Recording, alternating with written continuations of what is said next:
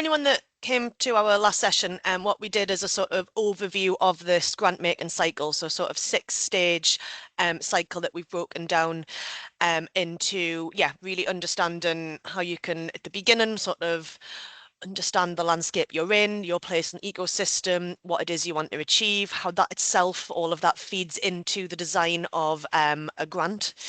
That's where we're kind of going to really dive into today, that fourth point. But what we are going to do is spend a bit more time just going back through the first 3 points as well, and just really sort of demonstrating the importance of understanding what the area is that you're working in before you actually start making that approach. The last 2 sessions, the last 2 parts of it, we're going to be following up with in future sessions as well. So we'll let you know about the dates of those via email afterwards. But again, we're then going to sort of delve more into how you can learn and co-design together and how you can really be effectively communicating your impact as well. And then as the cycle kind of shows, the idea is that you might have done a grant, you've done a fund, you figured out what works, you figured out what the impact is, you then become some of the evidence that helps you in future iterations. And whether that is, we need to do more of this, so let's keep it as it is, or whether that leads to sort of tweaks or a new fund and program or whatever it might be, the idea is that if you see it in this sort of cycle of learning what the evidence is, getting more evidence if it's not there, reflecting back your own strategic goals, actually designing it, gathering the learn and gathering the evidence, and then going back and sort of starting again. So that's really how we see it, as quite an iterative process that builds on. It's very rare to just have a sort of one-off grant or a fund. Often what you do see is as these things come back around in sort of cycles. So as I say, I'm going to sort of quickly go through 1 and 3. Michael will take you through 2, and then the main part of today will really focus on how you can design and deliver things in ways that are proportionate, engaging, and that really sort of bring all the potential kind of fundees on board, but also sort of maximise the impacts for the people that the grants or the funds are trying to support. So first one then is, what does the evidence show you about the landscape that you're funding in? So there are different ways that you can explore evidence. And as Michael said, I'm the sort of head of research here, and a lot of what we do is really mapping out places, systems, literature, whatever it might be. So there's 3 sort of key things we'll go through today. The first one is a literature review, and effectively that is reviewing the literature, reviewing the sort of written material about what already exists. This is important because it lets you get the sort of state-of-the-art knowledge, the best practice, what's happening elsewhere. Is it a case that there's a really good approach going on in a different country or a different location that can be replicated, or a different sector or sort of thematic area? Is it a case that actually there's real gaps here and we don't know how to do this thing, and we need to innovate and do some pilot work around it? And it's really just thinking, like, what do we know about this topic? So it's quite topic based, and how can we either build on the strengths or sort of fill in the gaps? It's always important to think about the value of your peer reviewed versus your grey literature. So I'm sure you're all aware, but peer-reviewed is kind of the academic side of things. As someone that worked in academia, I can tell you the frustrations of it. It can take anywhere between about 6 months and 3 years for an academic paper to be published, which means frustratingly things can be quite out of date, or the information's not already to hand, and some of it is hidden away in kind of obscure journals and books that are very hard to access. So what you might want to do is draw more on the sort of grey literature, so the reports from other funders, other sort of statutory bodies or third sector organisations. Obviously do consider the kind of bias that might be in there. People are trying to tell you how good they've been, but it can often be getting a lot more sort of up to date and kind of brand new information. What I do recommend though is, if you've found a few academics or a department or whatever that seems to be doing the kind of research that you're interested in, just get in touch, and they're always happy to jump on a call, and you can sort of speak to people in that way and really get the insights about what's happening without having to wait 3 years for the academic publishing system to work. And really what you're trying to ask in a literature review is, what new areas are being explored, what are the gaps in the knowledge, and how can your sort of grant contribute to what we know about the state of the world, or sort of how to improve it, because fundamentally that's what we're all trying to do. You then need to do sort of alongside this a needs analysis. And it may well be the case that you're working in an area that you know very well and you're up to date on the literature, so you almost scrap that one. But usually what you're going to have to do is a needs analysis. You can call them different things, but fundamentally it's trying to understand what it is within the space or the theme that is needed. What are the sort of gaps again? Often we're thinking in terms of where or for who. So is it a certain geographical postcode? Is it a certain type of organization? Is it a certain group of people or a certain kind of community group? This needs to be quite systematic, so you need to really be able to understand the gaps and the needs, and doing so means that you've got to take a sort of quite robust approach. You can't just ask 4 or 5 people and assume that's sort of everything. And what you need to really think about here is the value of using existing data. So we have, census data from 2021. Obviously, the IMD, the Indices of Multiple Deprivation, Index of Multiple Deprivation, has just been updated 2 weeks ago. So there's kind of some fresh data around postcode inequality in the UK. But there's not going to be all the data there that you need. And data is imperfect anyway, and there's biases, and certain groups don't fill out forms and might be underrepresented. So what you also probably want to do is supplement this with consultation, with going out and speaking to the people. That can be done via sort of third sector organisations as proxies that have really strong relationships with them, or it can be done by sort of more traditional consultation, put a survey out and see who responds. Or as I'll talk about in a second, we can do it through more sort of engaged peer research methods. And then another element that can often be sort of forgotten about is mapping the assets and the systems. So it's not just about the sort of the people, but it's also about the infrastructure and the parts of the system that exist around it. Again, this can be looking at the types of stakeholders in the place. So if you're doing you're trying to fund something that's not really happened in an area before, then actually probably what you're doing is thinking, well, here's the gaps, but in this place over here, there's organizations that do that. How do we sort of bring them in? So again, you're going to take quite a systematic process. There's many sort of ways you can do this, but a sort of simple systems map is often just writing down the organizations and assets there and drawing lines between them.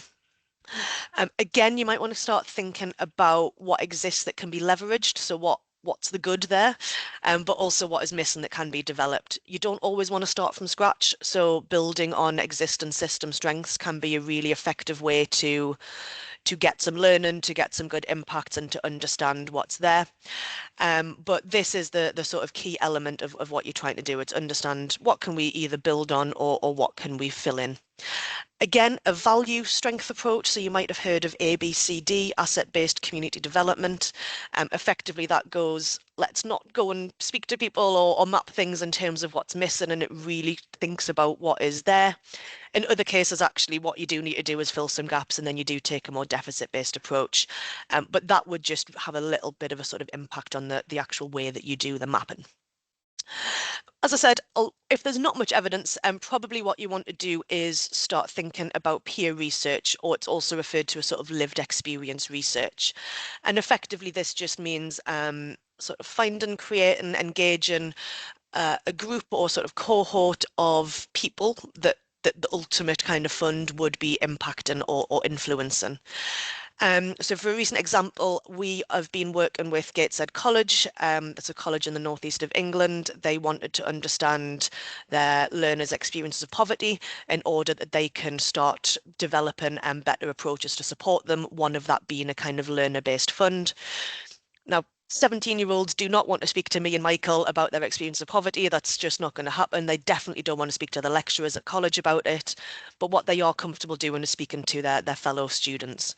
So what I've done is, as part of this research, has gone to train up a group of kind of students. They can then go out and do the interviews and pass on surveys. And we've got some really interesting data. What's also wonderful is that the researchers themselves gain skills, and particularly when you're doing things around kind of inequalities, poverty, economic exclusion or whatever it might be, it can actually lead to some really, really, really strong impacts quite immediately for the people that are engaged. And also, as Michael will talk about later, having that group and sort of building that capacity within a local system can be then very useful when you come to the specific sort of nuts and bolts of the design. And as we'll talk about in a few weeks, it can also be really helpful for monitoring and evaluating the impact as well.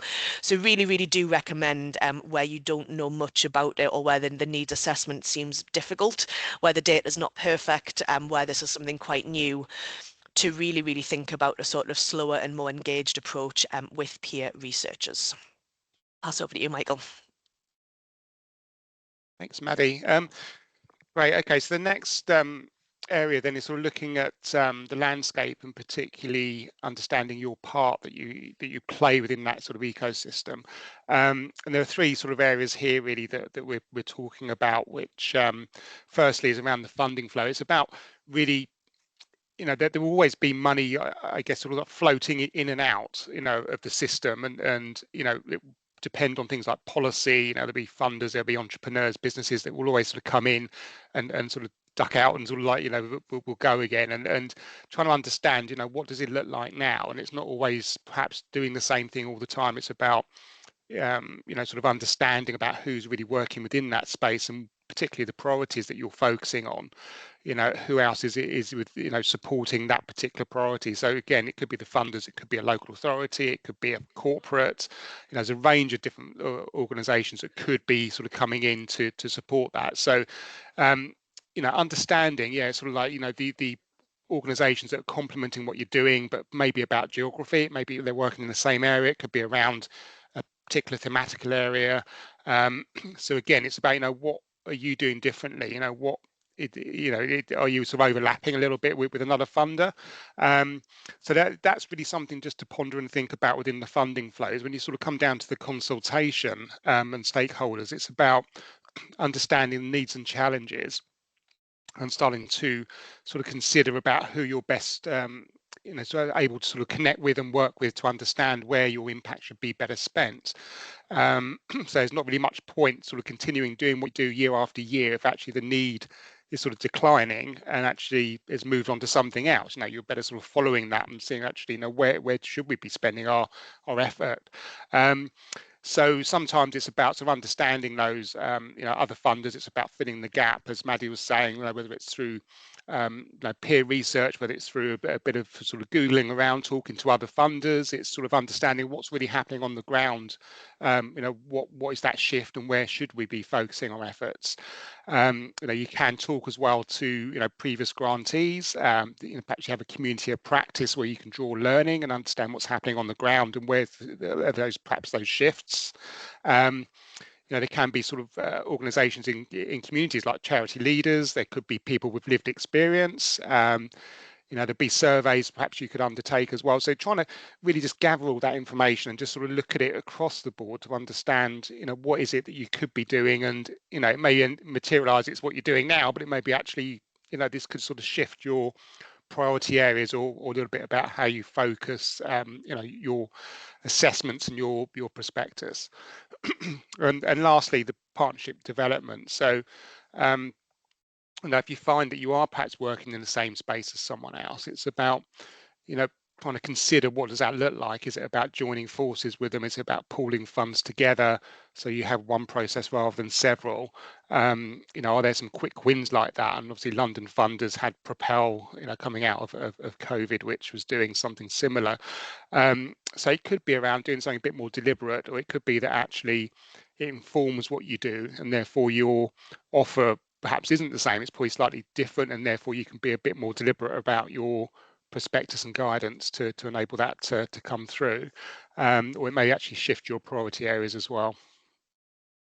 And I think next slide's back to you, Maddie. Thanks. So yeah, so the next element of sort of that pre-design part is really then thinking about, well, as an organisation, what is it that you want to achieve? So you've understood what the local area needs or what the sort of theme needs.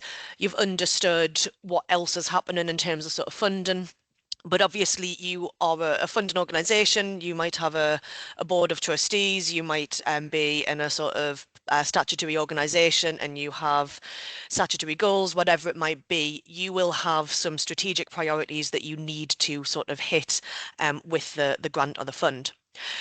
So there's always sort of three questions you can ask yourself there. So what are your organisation's long-term aims, missions, purpose? Might call them different things, but fundamentally, what is that long-term thing that you want to achieve? What are the types of impacts and outcomes that you need to see in order to reach that mission? So you might want to change the world, and by changing the world, you need to change something else before you get there. So whatever your sort of topic might be. I mean, I can see someone in the call that I know what sort of her work's on. So for example, if you're looking at improving mental health within a certain area for a certain group, then it might be the case that actually a longer term outcome is that more people from that group are attending services or have awareness of the services. Your impact, of course, would be that mental health inequalities reduce and the sort of standard of mental health increases as well. So it's just thinking about those kind of quite specific impacts and outcomes that you need. And then it's working back again and going, okay, well, what types of activities could lead to these things happening? And I think often this is a very sort of long and detailed theory of change on the screen there. Hopefully you've came across a theory of change before, but if not, we'll sort of go through them in a future session as well. But what you might want to do is sort of map out in quite a structured, and if you want to, visual way, what is happening and what might that sort of pathway look like in order to reach those sort of impacts or longer term aims. But while this is what a theory of change looks like, and it goes sort of very much from left to right, so kind of what you need to what you're trying to change, don't think of it in those terms. Do it completely backwards. Because that's when you're then going to really sort of make sure that what you put into the fund is going to definitely reach those kind of broader impacts or your aims and mission. So just as a real quick example, right at the beginning, Michael went through sort of rocket science's overall approach. And this is how we could maybe translate this backwards into what we were doing. So a social purpose business working towards a future where everyone can live healthy, happy and fulfilling lives. They are the long-term impacts that we want to be able to see. We want people that we work with in any sort of place to be healthier, happier and more fulfilled. In order to do that, then, we have clear objectives to help our clients reimagine systems, maximize investment, that's kind of what we're doing today, and transform lifetime outcomes. And then the activities that we do to get there is therefore research, evaluation and learning, strategy and service design, participate in peer research and end-to-end fund management. So the idea is because we know what we want to achieve, we can then go, right, well, what does success almost look like? What might be some of the mechanisms that lead to that success? And then we go, okay, well, what do we actually do as a company in order to reach that? So it's quite a simple way, but if you do sort of think about that as what's the overall aim of this pot of money, and then you can sort of really work back and flesh out some detail around it. Back to you, Michael. Thanks, Maddie. Okay, so there's quite a bit to go through here on this section because this is really sort of going into you sort of have done all the thinking, you've done all the research, you've pulled it all together, and this is now about the the actual design of the program. So it is critical at this point, and this is really important. This section sort of running through, particularly because it's focusing on how you communicate with the external world. It's about putting all those tools and building all those documents to explain that. And I've sort of symbolized here like a spirit level because I think it's about finding the right balance. It's quite challenging to do, but it's about trying to put yourself in the lens of the applicant and try to work through each stage, ensuring that your processes and your communication is very straightforward. It's in plain English. It's not wasting time. It's considering, as I say, the applicant, but also lived experience and peer researchers and other stakeholders, and sort of looking at it across the board. And particularly as you're building everything, just sort of checking that is it relevant. So everything I talk about with designing is about asking the why question, because if you can't answer it and you don't know why you're sort of putting it in there, I'd say don't put it in there or take it out, because you want to make sure that everything you're asking, everything you're putting together has relevance. And we do have a tendency to create large documents and talk about all the great things we're doing, but actually from an applicant perspective, that's not necessarily what they need to sort of see and read. So it's about the proportionality, it's about the relevance of some of this stuff that we will go through. We go on to the next slide, Maddie. Okay, and I think it's important to always, when you're thinking about design, to bring forward these commitments. And I spoke about this at the intro session previously, and again, you know, it is relevant here. I think everything that you do around design, it's about, you know, using that sort of applicant lens, but also using the IVAR, you know, flexible funder commitments of these 8 commitments here.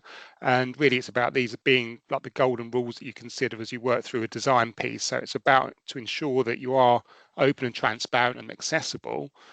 You are considering all these points, and, you know, it's about, as I said earlier, you know, not wasting time, because actually you're asking the right questions. It's about accepting there is risk to grant making, and therefore your due diligence doesn't have to be going to the nth degree. It's about asking for what you need that's proportional to the level of the grant, ensuring that you are flexible, that you can be open and proportionate. So we're trying to, again, think about all of these things as we start building, whether it's a prospectus, an application form, an eligibility quiz, you know, monitoring and evaluation. All of these things should be considered throughout. So a lot of funders have signed up to this, and you probably have as well. But I say always have this in the back of your mind as you work through everything. Refer back to this and ensure that, you know, everything you're doing does have that sort of lens on it. Okay, so the first thing we would do is, depending whether this is a pilot program or whether you've done it before, if it's a program that's continuing, I would say, you know, have a review sort of process, really have a reflection. This will enable you to sort of look at what's worked and what hasn't previously, and how you can embed that in your sort of next program. So it's probably highly unlikely you've launched a program and it's been brilliant and you've had no changes, or, you know, there's nothing that's needed doing to it whatsoever. Whenever we run a program, there's always something. So I think you always have continuous learning, you have reflection. And as you're working through those, it is about sort of thinking, as I said, you know, how you bring that back into the next program. So trying to keep an ongoing sort of learning log of all those sort of things that you're hearing. And it can be things that you're hearing through, perhaps you're running a session with grantees, and perhaps it's an open, transparent process about what's working well. It could be an internal process that you perhaps have had with your team, and you're sort of thinking, actually, no, this process is really quite challenging. What could we do differently, and how can we make it easier? There could be solutions with AI. It could be actually a change in process. It could be, why are we even doing this process? Is it needed? And I found, actually working with a funder previously, you know, they were asking, there was something about tick boxes that when they got right down to the end and they were making payments, there was like this form that they wanted the grantees to complete, which was about whether or not they could use, you know, promote them on social media, where they can do all these different things. And I said, well, if you asked that in the application form, you didn't need to create that form. And it was a bit of a moment for them to think, oh yeah, we hadn't thought of it that way. And, you know, it sort of cut out a process that could have easily been sort of changed, and it enabled them to sort of work a bit more effectively. So there could be some basic things like that that perhaps could change and develop, which makes your lives a lot easier. It could be about there being perhaps a gap in the portfolio. So as you've funded things before, perhaps you didn't necessarily reach a particular audience. You know, why was that? So just trying to really question things and start thinking about, what was that data you're collecting? What's it telling you? You know, is there particular dropout rates? Is there inconsistencies of types of groups that are actually working all the way through to the end of the process? Are there gaps in that data? And again, using that sort of lived experience, that peer research approach to gather sort of wider information and feedback loops to sort of understand, you know, what is it that you could have done slightly differently, and that will help as you start thinking about this new program. Okay, next slide, please. Okay, so through considering grant program design, there's a few, you know, it's probably more than this actually, but I think there are 5 key things to consider, and I'll go through each one through some other slides as well. But in sort of general terms, it's about good governance. So looking about how the governance structures are created and what that means. Looking at the prospectus, so the external documents that you're giving to applicants to consider, and also that landing page on the website.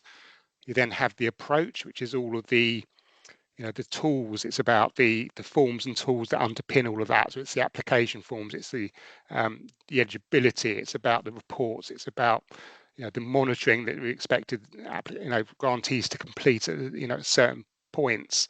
You then have the systems that you're using to pull all that together. And you should have a marketing and comms strategy, or it doesn't have to be formalized, but some sort of way that you know how you're going to promote the program. So I think these are probably the key blocks to the development of a program. And I'll go on to sort of each point as we go through. So if we go on to the next slide, Maddie, we can start sort of looking at good governance. And we'll probably have a separate session just on good governance in the future and bring in an expert really to help talk this through. But I think in basic terms, it's about ensuring that the process is clear, it's transparent, and you're trying to sort of cut out any particular bias as well. So it needs to be a transparent process. So to do that, there are considerations to have. Sometimes we work in with a particular funder, and it could be actually it's just a given that this is the structure we're working to. But I think there is always a way of being curious and just asking questions about whether that is the right structure, or are there perhaps additional sort of layers that we could bring to this. So in particular, I think there are priorities, and certainly your portfolio recommendations should be similar. So when you start thinking about what is it you provide to trustees or decision makers, the decisions they make should be fairly similar. They may move a few things around, but I think the overall idea is that actually what you're putting forward is quite similar to the decisions they're making. If they come out with completely different views, then it does sort of underpin the whole process, and you think, actually, are we really doing the right sort of level of assessment? Are we scoring in the right areas? Why have they moved things around? And really trying to understand why that's happened to enable you to think, is the process correct? The idea is that, if you've got the prospectus, you've got the scoring, you've got the priorities, there shouldn't really be many surprises coming out. If there are, then I think it is going back to that drawing board and asking those questions to really sort of make some revisions. So the process itself does need to be transparent. So it's about who's actually assessing the applications that come in. How are you moderating and shortlisting those applications? It may be you even have a long list and then a short list, but who has that responsibility to enable that decision to be made? And then you've got the ultimate decision that's being made, because you're probably making recommendations to a board or a group of people that are then reviewing and making decisions, and ensuring that decision making is a fair process. So again, conflicts of interest, what are they signing up to say that actually they won't be involved in certain decisions because that makes a sort of slightly different viewpoint. And it's okay to have, you've heard something, or perhaps you have a certain view, but I think where you are very close to it and it does actually conflict, then you need to probably remove yourself from that discussion.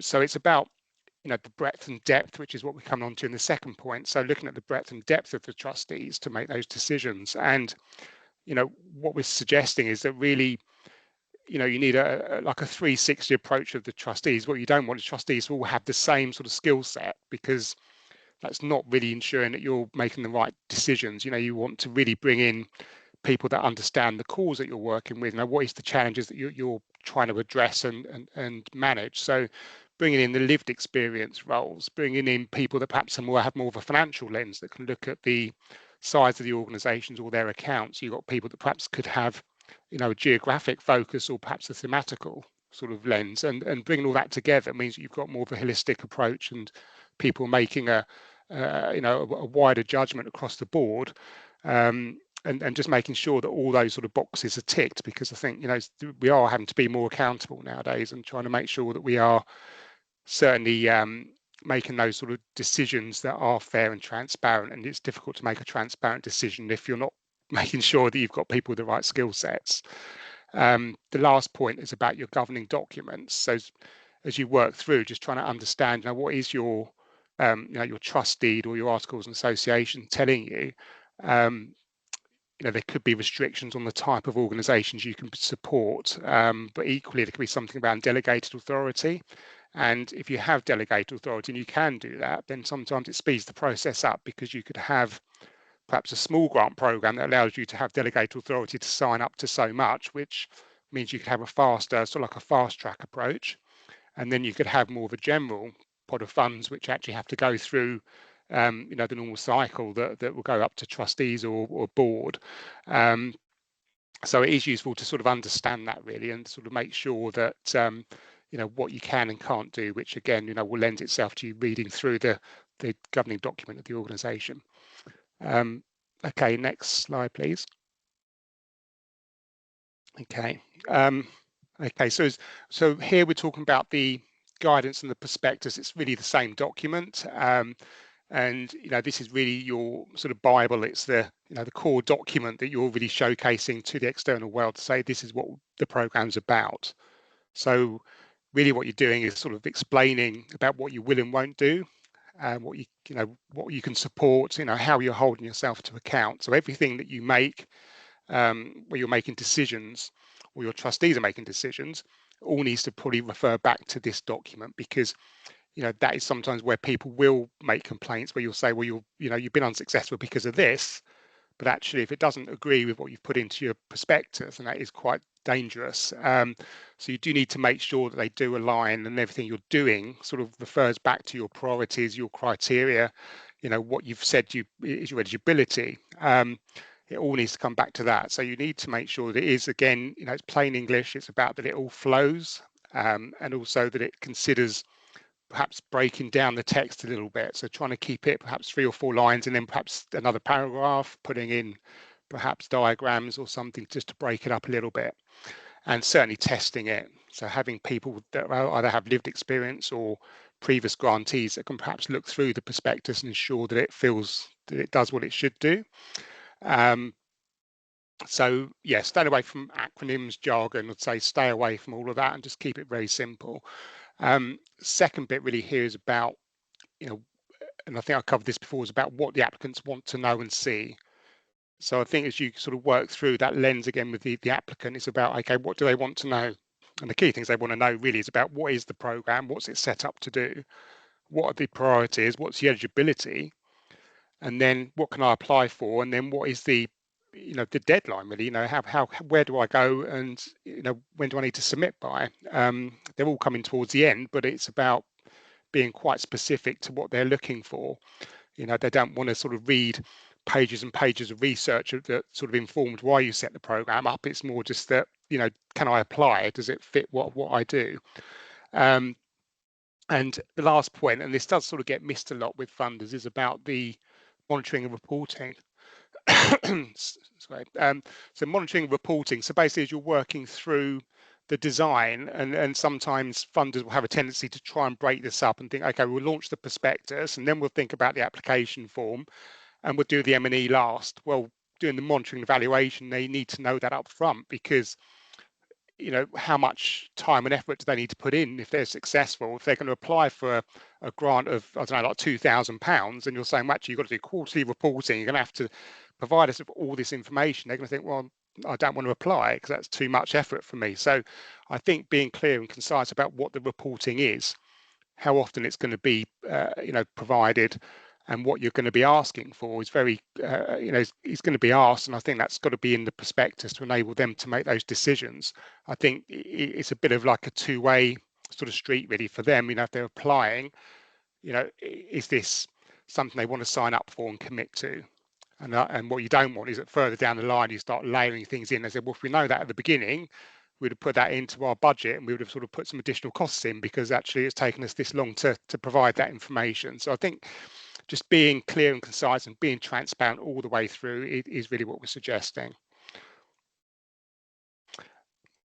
And as we work through the grant making approach, there are a few things to consider here, and we'll go through each one in turn. But certainly, you know, as you start building the application form and your eligibility quiz, you know, is thinking about asking the right questions, and again, proportionality. You know, is it you have one form? Would you have one for a small grant and another one for a larger grant, for example?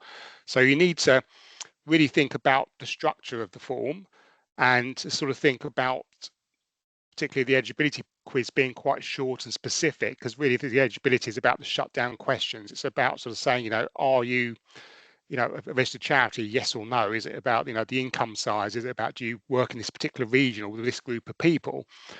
that's really the shutdown questions to then enable the applicant to move on to an application form or not. So I'd say, keep that as short as you can, as specific as you can. If they're successful, obviously they move on to your form. And there's a question as to, is that a 1 or 2 stage form, for example, or it may be that actually it's not even paper based. It could be you have a basic registration form that can enable you to shortlist, and perhaps a shortlist is done through a conversation. You could do that. You could perhaps receive videos. There's all sorts of ways you could do this. It's not just that it's always an application form. But in some cases, a 2-stage form may work quite well, because what you may be wanting to do is just have this sort of expression of interest, just to gather, who's interested in this program, what you really sort of bring into to the table, how much you're asking for, what could you really do with that, and then that may be enough to enable you to shortlist. And through the shortlisting, you're going out and asking for another form, which is more detailed, and that is being proportional. But at the same time, there's then delays, because the length of going back out and asking for another form then extends the timelines. So there is a balance between whether that's the right approach, or whether you should just have one form that gives you what you need to enable the whole decision to be made. So I'd say as well, what you're trying to do is just trying to answer those questions as well. The first couple of bullets is about, well, is the project any good? So the first bit of your sift, really, and I turn it into this funnel on the second point, because it is a funnel. You're sort of getting all the applications in. You're saying, look, are you any good? And then that creates your long list. And then the short listing is about how good are you, because that enables you to then do your RAG rating. It enables you to go through your scoring to try and weight them across to your guidance that you've published in your priority areas. So the idea is bringing all that together. And again, the assessment could be 1 or 2 stages again. It could be that you have a 2-stage approach, where you may be going through an initial assessment, doing some light touch assessing, and then moving to a more deeper assessment later for those shortlisted applicants. Or it could be that actually you're just doing more of a binary sort of cut through some yes nos, perhaps, that gives you enough to perhaps filter and get through to a shortlist or something, and you just do your assessment on a lower number. So it is sort of just thinking about what works to enable you to get to that shortlist, where you can really sort of take that deep dive into those applicants and look at those applications and make a recommendation to a panel. Okay, we'll come on to the assessments a bit later, but also reports and dashboards. So when you're thinking about the application form, you also then need to consider the sort of indicators that you may need to enable you to provide, the balanced portfolio. So when you're providing your recommendations, it's not just the organisations and the scores. It's about your indicators. So how are you bringing forward, perhaps whether it's a regional sort of focus? Is it about perhaps the I don't know, like target groups? It could be about ages of people that you're reaching. It could be the legal types. It could be about the size. It could be the spread. It could be about number of sessions. There could be particular things that you want to pull out to make sure that you've got a good spread of applications that tick all the boxes. Basically, you're covering all bases and your priorities. So you've then got to look back to your application form and make sure you're collecting that information at the beginning. So a lot of this will mean that you work backwards to the application to make sure that you're capturing all of this information. Okay, so we've then got communication. So this is about how you communicate to applicants and grantees. And, it could be that you are not able to communicate anything. Perhaps there's something in your governing documents that means you actually has got to go through the trustees. It means they've got to ratify perhaps the unsuccessfuls and successful. So everything has to wait to the end, and that's fine.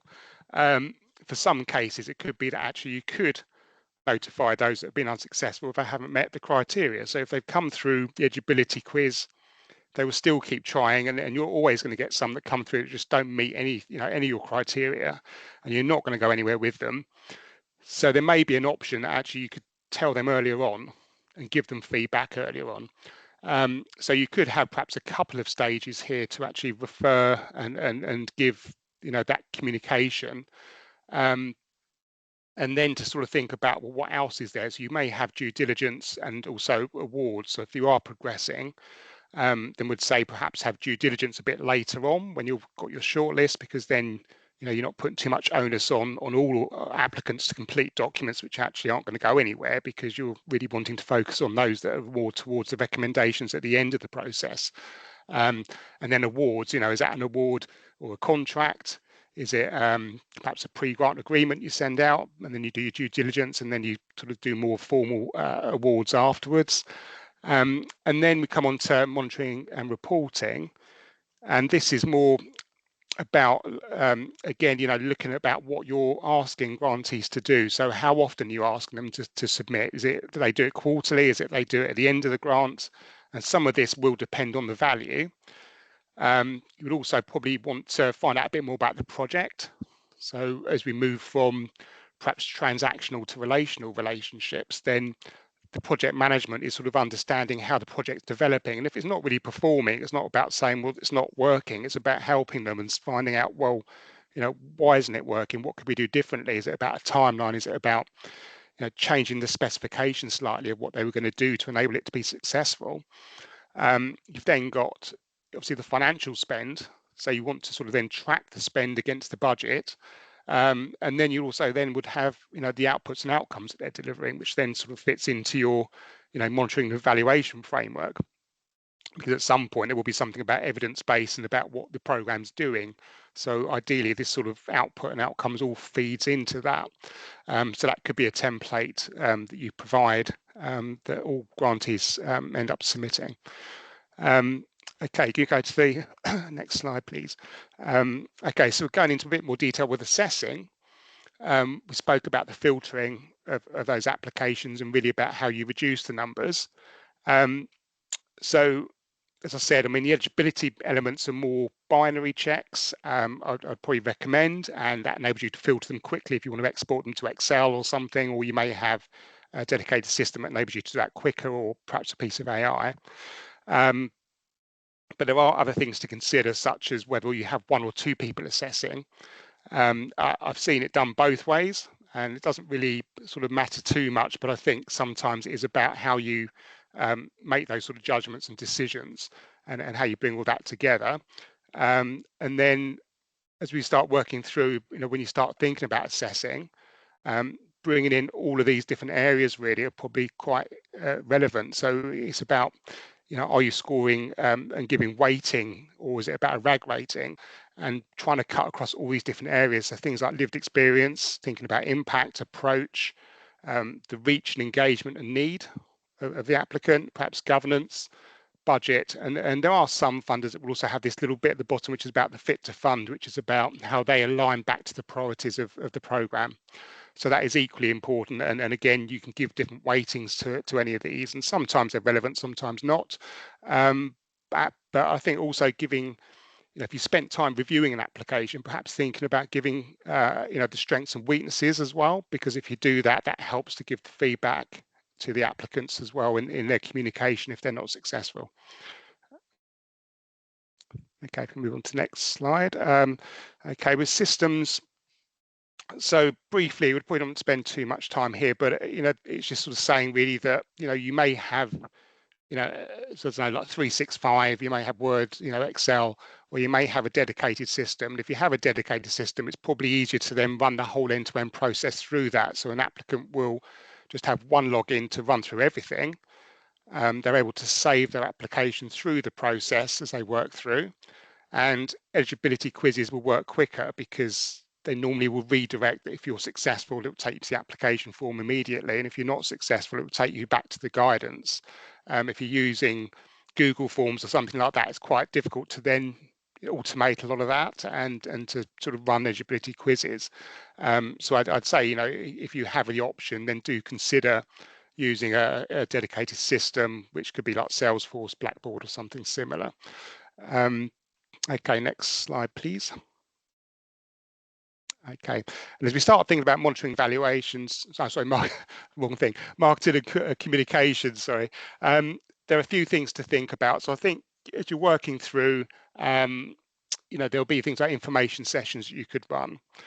So it's just about how you promote your program to the outside world. So by doing that, if you're running an information session, you may want to think about what do you do online versus what do you do as a face-to-face. And probably, some may work better than others. I think sometimes if you're doing face-to-face, that enables partnerships to form as well. So if you're looking about trying to think about collaboration, it's good to have, a face-to-face where people can talk afterwards and connect and do those things. For the masses, online works well where you can manage your time a lot easier, but then obviously it cuts off at the end. What funders sometimes miss is that when you perhaps register for these sessions, it would be good to probably have a tick box or something to enable you to share those emails with others.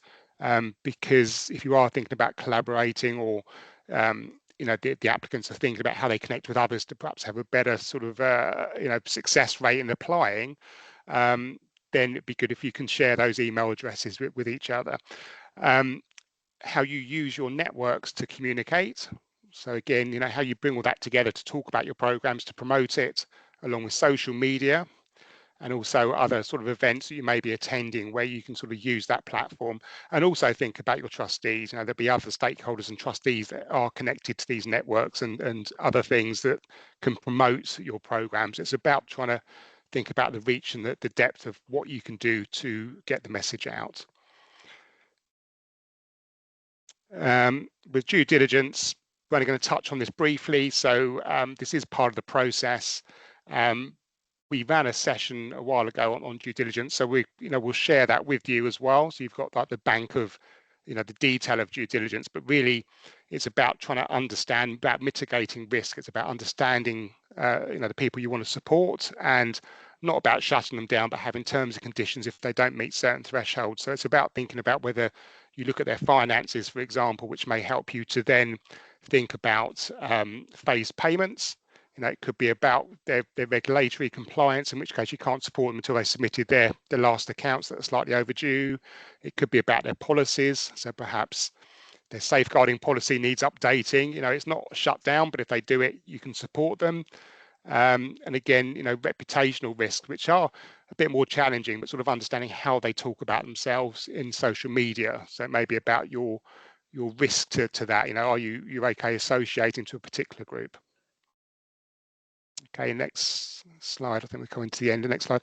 Okay, and why do funders need due diligence? So really it's about sort of meeting your legal requirements. It is about making sure that you're reducing down fraud, you're protecting the money, and then also building confidence and the alignment to your values,